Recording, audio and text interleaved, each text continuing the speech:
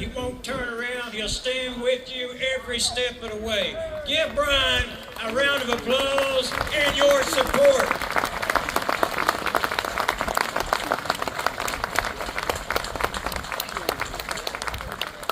I'd like to have the other UMWA current and former officers who spoke to come up here. Not you, Bobby. You just stay right there for a minute. There is somebody can tell him what to do, but he doesn't always listen. And he said, nothing goes on here without my knowledge. That's what he said. Well, now, Bobby, there is something that's going to go on that you didn't know. Now you can come up this way. And this is we know, you know, everybody knows. You thought the same thing I did a while ago. When Bobby said his teacher in high school used to throw him up against the wall, every one of us said, that's what's wrong with him. But I love Bobby, and he knows that. And I first met him here 43 years ago, here in this area.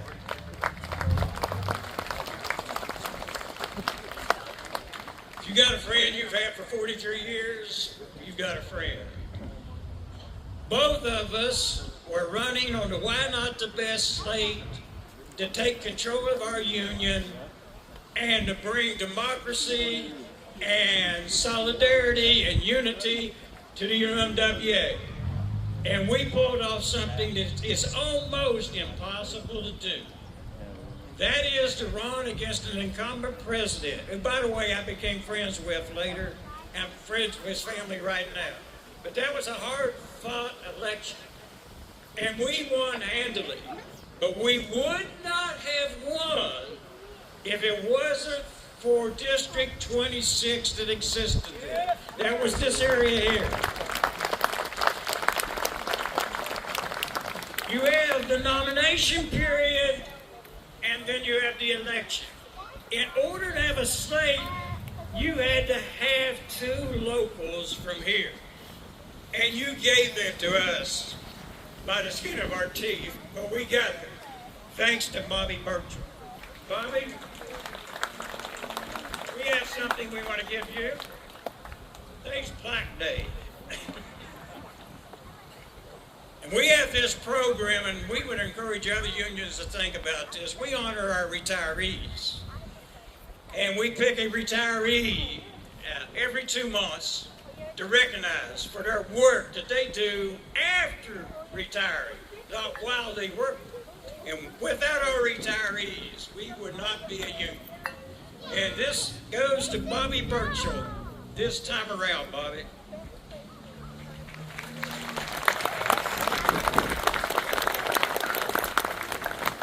It says United Mine Workers of America, presented to Bobby Burchell. In recognition of your lifetime commitment and dedication above and beyond the call of duty to the United Mine Workers of America, as a 49-year member of the UMWA, we're going to give you a pen next year. Your leadership, support, and solidarity helped build our great union on this day, June the 11th, 2025. Cecil Roberts and Brian Sanson, congratulations, brother.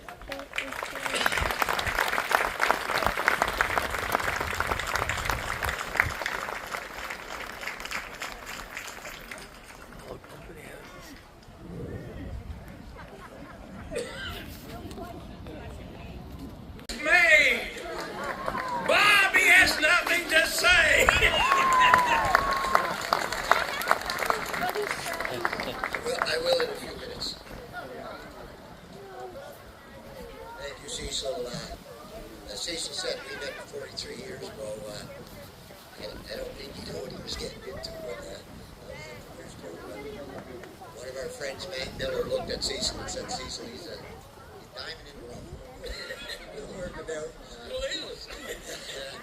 But I tell you, I learned so much from Cecil. Jason, and I respect him so much, and he's always been there for me whenever I do.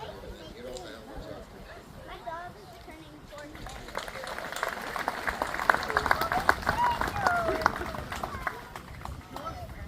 Well, I'm going to do something that's a little Johnny. dangerous. I'm going to almost never You son of a give gun. a written speech. What's going on? I've saved our union millions of dollars because most unions have a speechwriter, and I don't.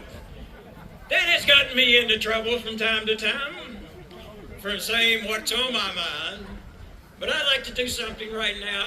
I have a position at the AFL, National AFL-CIO. I'm also the president of the union vets in the United States. And I think back on all the wars that have been fought throughout our history. And the Canadians have always been our best partner. If we're attacked, you're there by our side. If we've got a problem, you're right there by our side.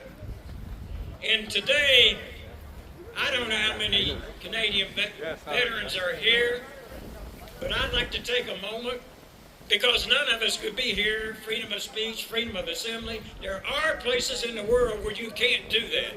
Now, we're working on becoming one. But here in this country, I think you have a proud tradition of honoring your veterans. And all the veterans, I know many of you are standing. If you would hold your hand up, if you're sitting down, you'd stand up. I'd appreciate it and give you a round of applause. We thank you.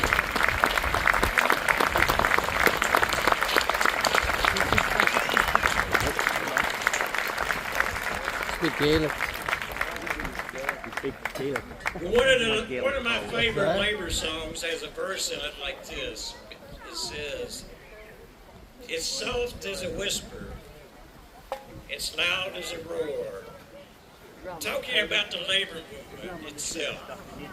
Today, we think about the past, and now we think about the present. And down through the years since 1925, I don't want to say it. See, many great things have happened. People actually live in the middle class now. You gotta have a union card in your pocket to do that for the most part. We created pensions. We created health care after retirement. We created seniority. The boss just can't tell you you're done because I don't like you. We created a grievance procedure. And yes, workers in both our countries have gained great power. But let's talk about how we've gotten this power. Yes, William Davis gave his life. It is true for his union, but it's really when you're in a union, it's for your fellow brother and your fellow sister, and you just happen to be in that union family. Unions pull people together. We take terrible jobs. Coal mining was the worst job in the world. You couldn't hardly go to work without getting hurt or killed. And the UMWA changed that. The UMWA made those jobs safe. It wasn't the rich folks that got up one morning and said, "Gee, my mind's dangerous. Let me go down there and make it safe." They were drug kicking and screaming to get to that point. Without unions, jobs would be more dangerous, as we heard from today, from your leader here. And she's going to do great things for you, by the way. Health and safety is brought to you by the union movement. Solidarity is brought to you by the union movement. And if you want to know where the middle class came from, it was the labor movement. And William Davis knew that.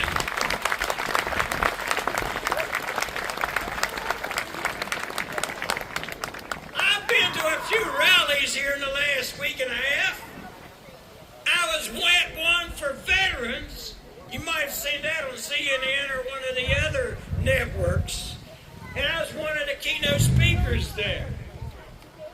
Our country, our administration, thinks that we should terminate 80,000 people who work for the Veterans Administration. Right this minute, you've got to stand in line to get health care. I am a victim of the Vietnam War. I found out 2 years ago that I have cancer because of Agent Orange that nobody told us about. Let me tell you something. Don't worry about me. My cancer's in remission because I've got the best health care in the world because I belong to the United Mine Workers of America. Let me suggest something to you. Any veteran, whether it's in Canada or the United States, that fought for their country are not to stand in anybody's line. They ought to be at the front of the line getting health care when they need it. Those 80,000 people they want to terminate, 30% of them belong to a union. 30% of them, 100% of them belong to a union. 30% of them are veterans. And you cannot, in good conscience, terminate them. The other thing that you may not know, every single year in our country, 130,000 workers die from occupational illness. 130,000. And that number goes up higher and higher every year. So what was the plan from the administration? Well, let's do away with those folks who look after this. Let's do away with the scientists. Let's do away with the people doing research on black lung. And let's close up their shop. Needless to say, they met with great opposition, particularly from the United Mine Workers. Without a union, it is hard for individuals to stand up to their government or stand up to the boss or stand up to any corporation. Unions gave you that.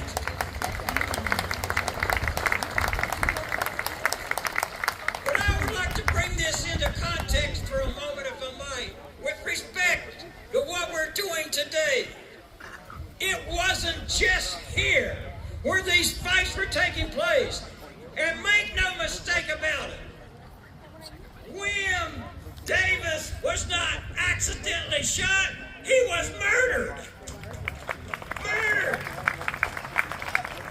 As people down through our history have tried to sugarcoat that.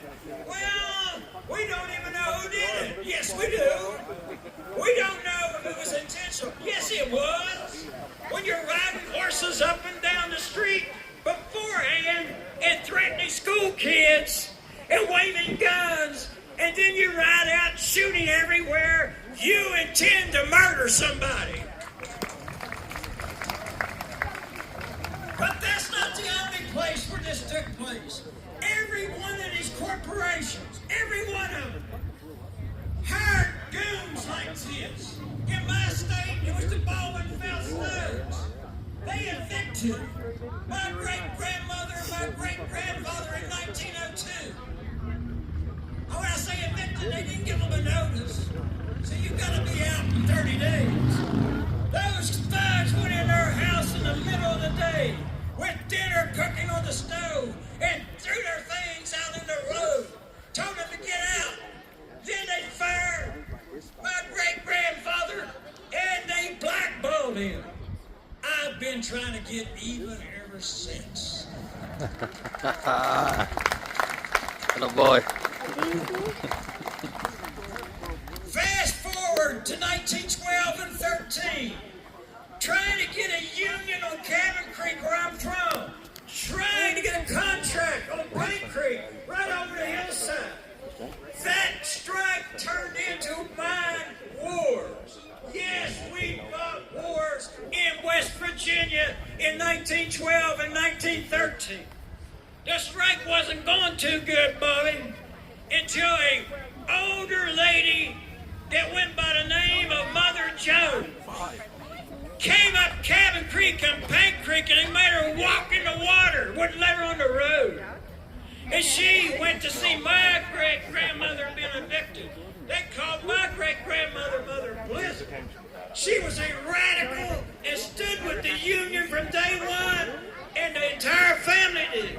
Mother Jones called for a rally at the mouth of the holler, and 6,000 people showed up. 6,000. She didn't have a microphone, and 6,000 people were there. I often wonder, how did they hear her? But the answer is they didn't. Maybe 500 heard her. And she challenged these miners to go up Paint Creek and Cabin Creek and arm yourself. Burn all their temples and kill them all. I'm not advocating that. I'm repeating what she said. And that's when the mine war started. But the United States government came in, declared martial law. By the way, whose side do you think they were on? They was on the side of the rich folks. The state government was on the side of the rich folks. Well, it's been the entire time.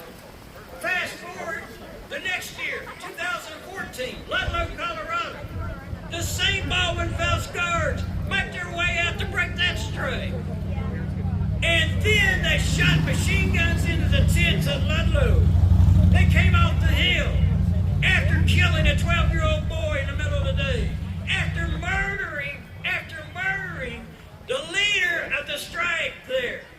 And then they set fire to the tents and they burned 13 women and children alive. Now we're up to 2014. 2020, you've seen the movie Maitland. If you haven't, you should watch it. For the first time, workers got tired of what they were going through. And they had a politician who was chief of police named Sid Hatfield, who was on our side. And they gunned down these thugs in the middle of the day. They stood trial for that. The jury found them innocent. And this legal theory that the thugs had it coming, so they got it. So Sid Hatfield and Ed Chambers got off. The next thing you know, 1 year later, they murder Sid Hatfield and Ed Chambers in the middle of the day. 4 years later, this is what we got here. It's not just you. It's not just West Virginia. It's not just Colorado. Back then, they were breaking every union they could because they feared the labor movement. They didn't want you to be able to stand up and fight back. They didn't want you to be able to influence politics. I say this, in our country, Abraham Lincoln told us, this is a government of the people, and by the people, and for the people, and by George, we're not going to give it up freely to anybody.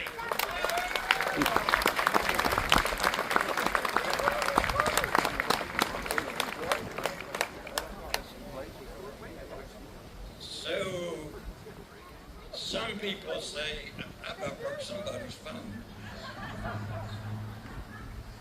I spoke at an event about 15 years ago, and I hit the table, and I broke somebody's laptop, and they haven't me got back yet. As we stand here today, I think about what does solidarity actually mean. That doesn't mean you love each other, but it does mean you're standing together. It does mean you're fighting together. Wouldn't it be hard for any military operation to consist of people to go out and do whatever you want, we're not going together? It wouldn't work, would it? You couldn't have a church. You couldn't have a church if everybody came on whatever day they felt like. Right? You couldn't preach a sermon, you'd have to preach 50 a day, right? It's the congregation that makes the church. And I'm going to leave you with this. I know I get a little carried away, but I believe this with all my heart. I believe that the United Mine Workers of America has been touched by the almighty hand of God.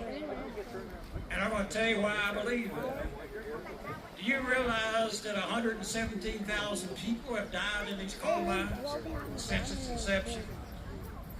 That every year, thousands and thousands of people get injured. Do you know that about 160,000 people have died from pneumoconiosis? We've been shot at, we've been convicted, we've been put in jail, but we're standing right here, William Davis. Look down on us, William Davis, we're right here. We ain't going away. We won't take a back step. Ain't nobody gonna turn us around. Forward by hope, not backward by fear. God bless you.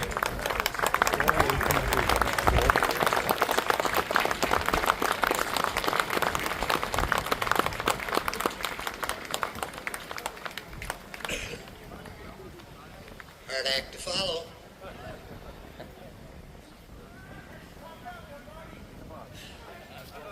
I noticed Cecil Clark taking all kinds of notes while here. We're getting close to the end of our program. I just want to make a few comments. First of all, I want to thank the men of the Deeps and Stephen. BBC band, thank you. You guys did great. My little granddaughter was there. Jade. Bear shot. Atta girl. I just want to let everybody know after this we're going up to the Army Navy up on Smith Street. We'll have some luncheon and refreshments. You're all welcome to join us. We will also we've got some lapel pins and some hats that we'll be passing out to anybody. First come, first serve. And, but before we close and have Reverend Dana Feltmate do the closing prayer, we're going to have a selection from the both groups, the Men of the Deeps and the BEC band.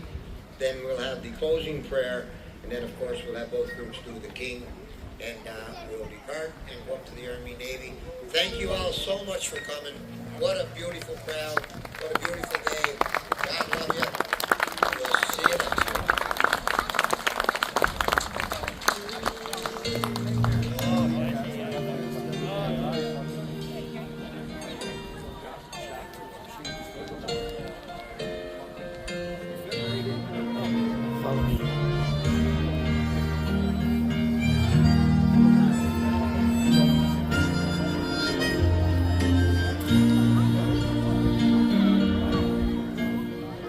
It's a working man I am. I've been down underground. Where to go if I ever see the sun,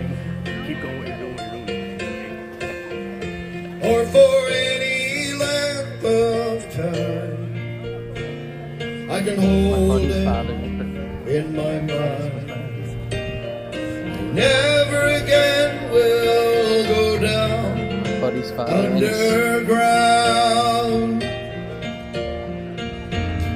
At the age of 16 years, he quarrels with his peers. Vow they'll never see another one. In the dark recess of the mind, where you age before your time, the coldest lies heavy on your lungs. It's a working man I am, and I've been down on the ground. And I swear to God, if I ever see the sun, or for any length of time, I can hold it in my mind. Never again will go down underground.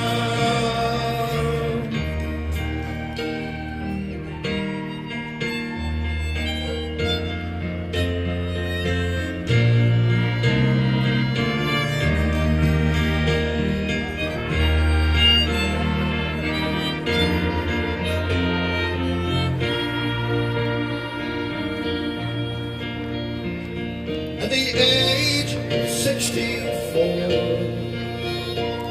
he'll be let go, and He'll gently lead you by the arm. In a dark recess of the minds, He'll take you back in time. Tell you all the hardships that were had. It's a working that I had, and I've been down underground. And I swear to God, if I ever see the sun, or for any length of time, I can hold it in my mind. And never again will go down underground. It's a working that I am, and I've been down underground. And I swear to God, if I ever see the sun, or for any length of time, I can hold it in my mind. And never again will go down underground. It's a working that I am, and I've been down underground. And I swear to God, if I ever see the sun, or for any length of time, I can hold it in my mind. Never again will go down underground. Never again will go down